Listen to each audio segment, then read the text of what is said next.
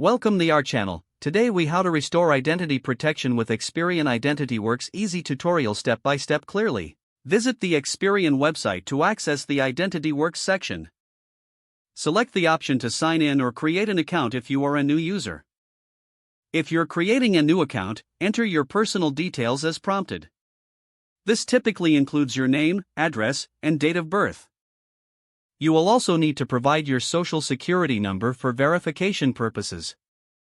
Once you've filled in your details, submit the form to create your account. Check your email for a verification message from Experian. Click on the provided link to verify your account. After verification, return to the Experian IdentityWorks login page.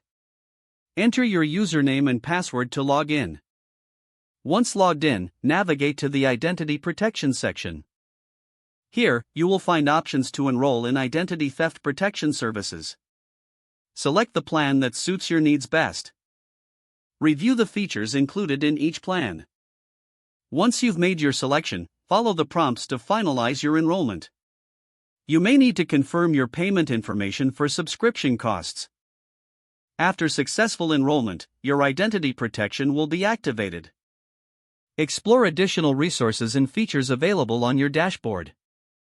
These can include credit monitoring, alerts for suspicious activity, and identity theft insurance. Finally, make sure to regularly check your account for updates and monitor your credit. Your identity protection is now restored, and you can feel more secure online. If the page does not load, refresh the browser or try again in a private or incognito window. Make sure you are using the correct email address, then retype it carefully to avoid small typos. If your password is not accepted, use the reset option and create a new strong password you can remember. Check your spam folder for verification or security emails, then complete any requested confirmation steps. Enable two-factor authentication if available to improve account security and reduce unauthorized access risk.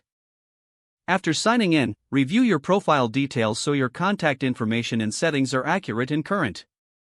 If you see an error message, note it down and try again after restarting your device and internet connection. Don't forget to like this video and subscribe to our channel for more step-by-step tech guides.